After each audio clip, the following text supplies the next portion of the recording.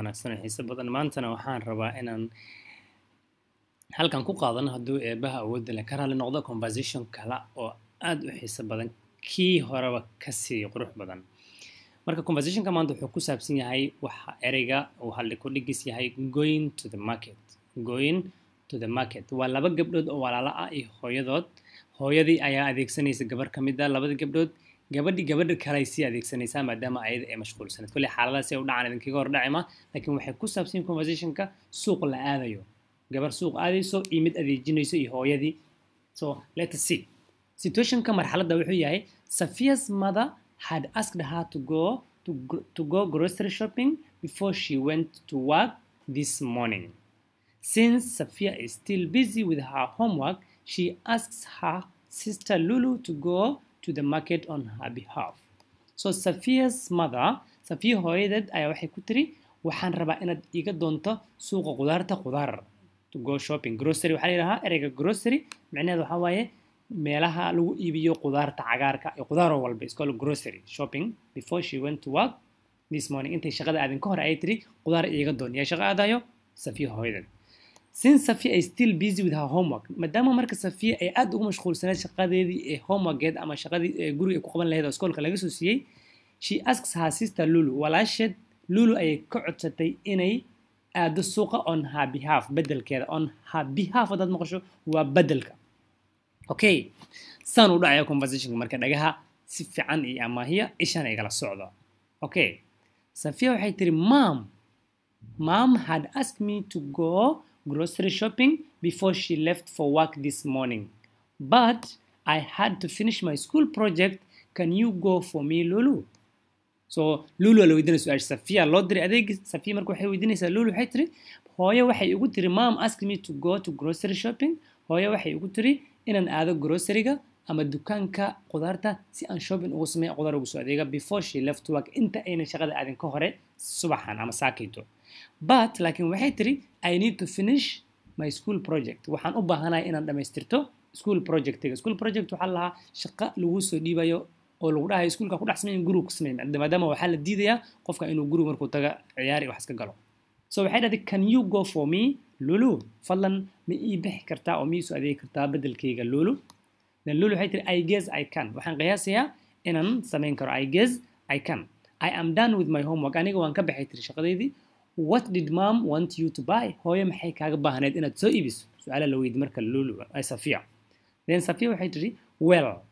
well okay waa macnaha she wanted me to buy enough groceries for the whole week she wanted me waxay iga rabtay tiri to buy inaan soo iibiyo enough groceries qudaar ku filan for the whole week usbuuc dhan besides meat some vegetables some fish and vegetables besides inta waxaa dhinaca socday tiri meat hilib fish kalluun and vegetables qudaar kale ee cagaar ah we can buy whatever else we want for snacks and breakfast waan soo iibsan karnaa ay tiri waxyaabihi kale anaga aan rabno oo snacks ka ama breakfast snacks waxa la waxyaabaha aan dheeriga ah laakiin cunada maalinlaha aanan ahayn ee qofku iskaga faakiideysto iskoolna snacks waa shatari waxa nooca adiga and breakfast qudaarta amiin quraacda then Lulu waxay tiri what do you want for breakfast maxaad u baahan tahay breakfast inaad aan soo gadano I guess some cereals as usual I guess waxaan qiyaasay tiri some cereals as usual cereals waxa la miraha dalagga beerta ka soo go cerealka miraha sida galeyda haruurka qamadiga wax nooca is called cereals so Lulu waxay dhahay I do not want cereals every day aniga maalin kasta cereals uma baahni I will buy some pancakes and syrup then waxay dhahay waxaan soo iibsanayaa some pancakes waa malawaxa oo taqaanaan ama canjeerada ee ukunta lagu dubo ee labada dhinac loo dubo saliid lagu dubo so waxay dhahay I'll buy some pancakes and syrup then syrup marka waxay ka wadaa waxa lagu dul daadiyo malawaxa ama malab ha noqdo ama waxyaabo ka ha noqdaan laakiin wax dareere ah oo jijidmay lagu dul daadiyo ee macaan u sameynaya way then Sophia waxay dhahay get the new fine food pancakes in the frozen food section please tagay tiri get the new fine food pancakes marka frozen section ka ama frozen food section ka sa u taqaan frozen food section waxa la yiraahdaa meesha cunada lagu keydiyo qaboobaha macni shay waxa jira baraf u baahan iyo shay aan baraf u baahnayn so supermarket marka tagto waxaad ka helaysaa waxa la yiraahdaa frozen food section dhinaca qaybta lagu keydiyo cunada fridge u baahan so waxay dhahday get new fine food pancakes new fine food pancakes kasoo gaday tiri frozen kasoo egg the frozen section I want to see how it tastes so fine food pancakes ka macnaha waa meel mar dhow la furi waay fine food allaha pancakes yaala kasoo egay tiri soo iibi si aan ku ogaado sida uu u dhamayo bal horta aan tijaabiye then Lulu waxay tiri do we still have enough coffee and cream for mom and dad marka ma u yaalay tiri enough coffee yani cafe ku filan iyo creamku waa mid kafeega lagu daray ee budada ah wadamada hadaad tagto waad arki kartaa so cream way waa shay buda ah oo la soo darayo qaadada marka kafeega diyaarsan lagu dul daadsado leen lagu qasayo si yani jimir xooga u yeesho dhadhan iyo taste flavor then waxay dhahday do we still have enough coffee and cream for mom and dad so ma hooy enough wax ku filan ma u yaalay tiri oo gaarayo ama ku filan coffee iyo cream ah then waxay dhahday yes we do we know yalan we know yalan talking about coffee and cream marka aan ka hadlayna tiri coffee and cream ka badalka aad ka hadleed you better buy some milk also kaas markaad ka fikirayso waxay dhahday waxaad qurux badan inaad soo iibiso also some milk caano we almost run out of it way dhamaanayaan way sii daba dhamaanayaan then Lulu waxay tiri next what do you want for snacks breakfast waa la iskala baxay so snacks ka la rabaa maxaa snacks aan usoo gaday tiri so what do you need for snacks then Safiya waxay tiri some chips will be fine with me kiss chips will be fine with me chipsiga waxaa laga wadaa baradhada la dubay ee feetada ama dhererka loo jarjaro ee chipsiga si loo yaqaano will be fine with me you probably want your chocolate cookies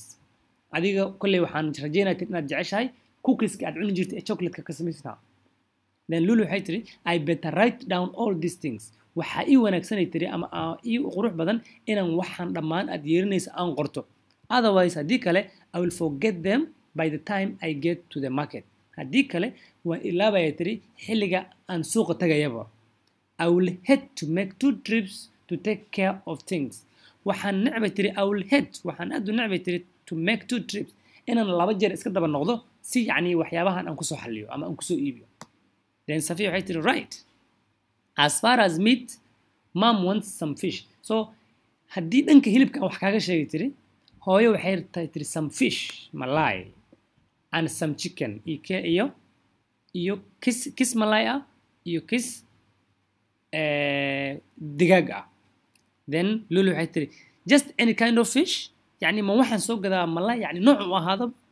then waxay tiri I forgot to ask mom about that aniga Safiya markay tiri waan ilaabay inaan hooyo weydiiyo malayga la keenay nooc uu yahay anyway you can ask the butcher for his opinion ninka butcher marka waxa la ereygan butcher dad maqasho waa ninka kawaanlaha ah so wad weydin kartaa tiri ninka butcher for his opinion yani ra'yigiisa he knows what is best asaga ayaa yaqaano malayga ugu fiican then way ku soo celisay waxay leedahay how about fish okay kaas hilibku waa soma how about fish then mom wants some salmon and some catfish hooyo waxay tiri some salmon and catfish salmonka iyo catfishka waa laba nooc ee malay ee badda ku kala jiray midna waa cad yahay oo salmonka waa hilibkiisa ama ha cadada ama ha gaduudnaado laakiin xididda jirjiru leeyahay laakiin catfishkan waa malay shaaribal ee dheer ee catfish la make sure that they are fresh laakiin waxaad hubstaa tiri labada markaad soo gadayso inay yihiin fresh oo wax meesha ku raagaysan ahayn then Lulu su'aashiisa soo celisay tiri how much salmon and catfish should I buy ma qayb yani wax intee la eg ama qiyaas intee la eg aan ka soo gadaa salmonka iyo catfishka then waxay tiri Safiya buy 4 pieces of salmon fillet and 4 pieces of catfish fillet waxay tiri 4 cad oo salmon fillet ah iyo 4 cad oo catfish fillet ah so fillet kan madan micneeyo marka waxa la yiraahdaa malayga marka la jarjarayo waa la seefaya so cadcadka uu jiray seefka ay 4 geeska quruxda badan ayaa la yiraahdaa fillet so again mom does not like get the whole fish hooyo ma jecla tiri malayga isqabo sidiis in loo keeno so that's why fillet ka loo sameeyay ama loo soo seefay okay Lulu waxay tiri are these fish fillets sold by weight or by pieces malayga filletska ama la seefayo ma waxa loo iibiyaa ay tiri weight miisaan ama waxa loo iibiyaa pieces cad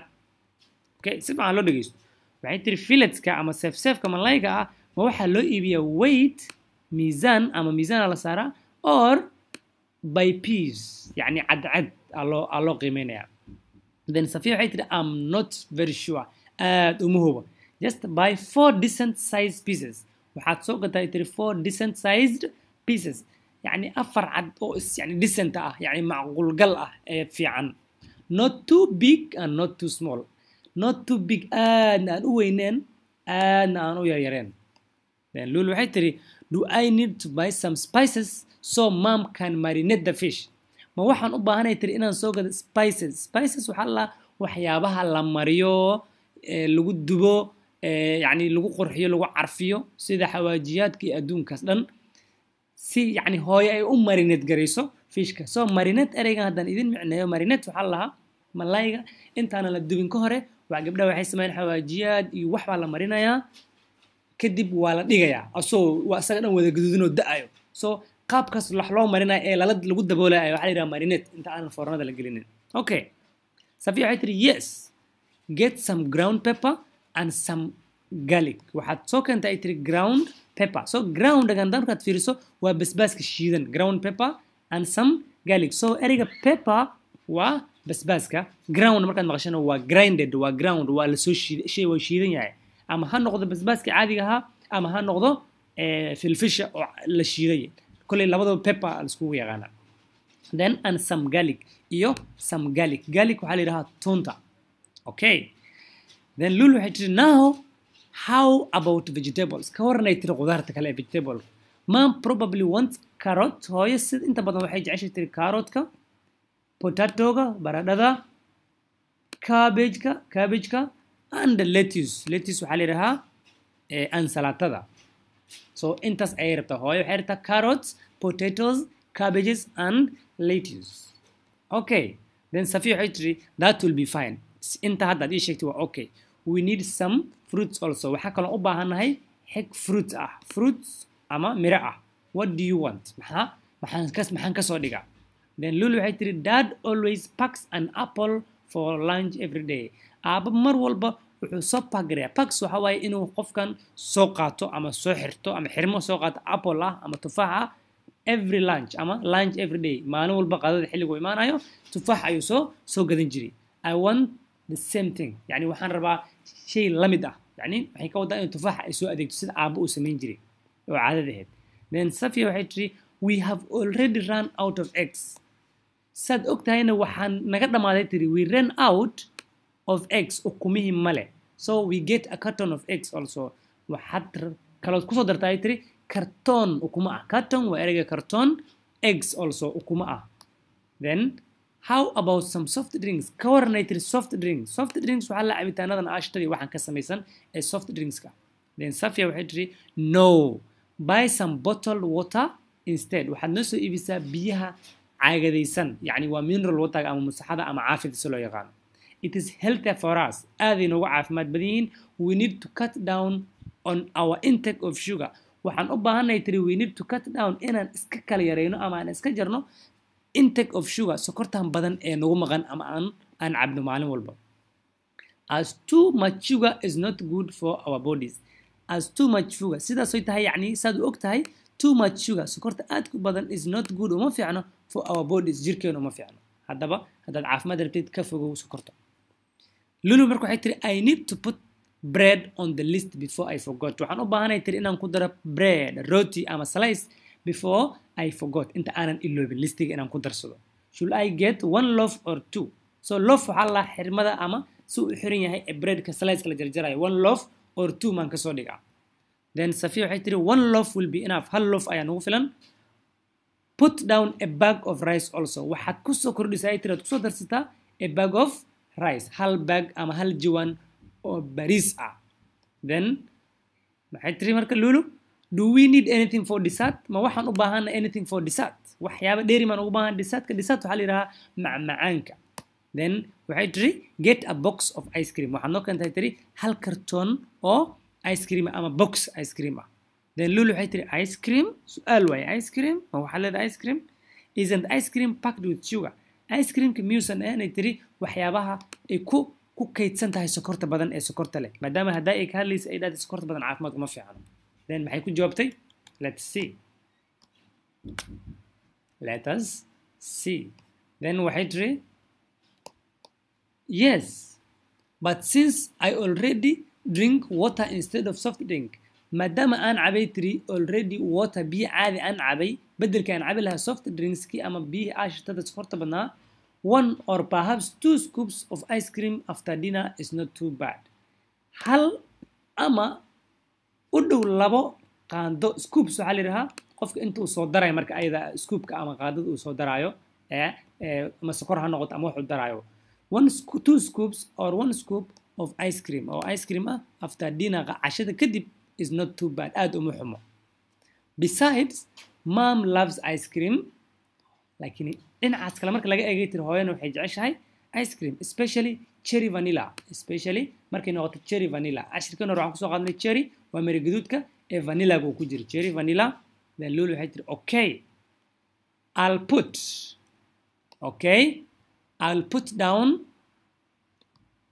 I'll put down 1 box of ice cream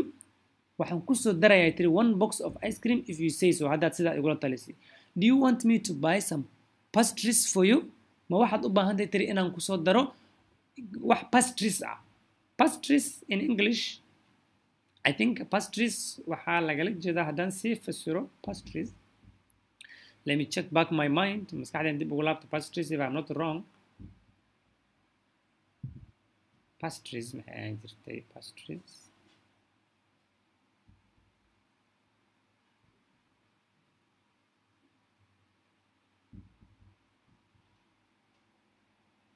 pastries so pastries waxaa la dhahaa tusaale qaab noocon macnaa do you want to buy some pastries for you do you want me to buy some pastries for you ma waxaad u baahan tahay some pastries ku soo pastries waxaa la dhahaa يعني شيء أنت برك لقى سمايو كور لكن وحيابه مراها iyo sokorta iyo waxyaabaha la dul saaray ay asagana isla daay ee macmaanka dan waxay tiri I know pastries at the supermarket are delicious waxaan ogay tiri pastries supermarket kale inuu delicious yahay delicious waa macaan however no is my answer laakiin jawaabteedu waxay tiri waa maya do not attempt me lulu ha igu dayin tiri do not attempt me ha try green ama ha igu dayin lulu then Lulu waxay tiri just asking Safia waa iska ka weydiinay Safia then Safia said you have quite a few items to take care of يعني quite a few items يعني adeeg badan ayaa laga rabaa inaad يعني soo qabato ama hawl badan adeeg badan ayaad soo adeegi doontaa you need to get going waxa laga baahan inaad hore u dhaqaaqdo get going then Lulu said yes the list is quite long listiga aad u dheer yahay by the time I get to the cashier to pay marka aan soo istaagay tiri cashier-ga oon bixinayo cashier-ga waxaa la yidhaha ninka lacag guraha supermarket-ka to pay I will probably have full shopping cart يعني I'll probably xilligaas waxaan soo wadi doonaa tiri ama aan igu soo aadi doono full shopping cart waxaa la yidhahaa gaariga yarka afarta lugood leh ee shabaqa ah alaabta inta lagu soo rido supermarket-ka la soo riixayo so full shopping cart kaas oo buuxo shopping cart-ka oo buuxo okay I am all set to go waxay tiri waan u diyaarsan inaan dhan wada baxa all set I will be back soon mar dhow ayaan soo noqonayaa si degdeg aan ku soo noqonayaa then Safia waxay tiri drive carefully please si tartiib ama taxadir leh u kaxay baabuurka drive carefully please then waxay tiri I will thank you cashirka halkaas uu ka gaay tani kulantada xiiso leh fadlan cashirka like sar sina share garay gaarsiya asxaabta jecel inay bartaan luqadda Ingiriiska aad iyo aad u mahadsantiin asalaamu calaykum waraxmatullaahi wabarakaatuh iyo amaano allah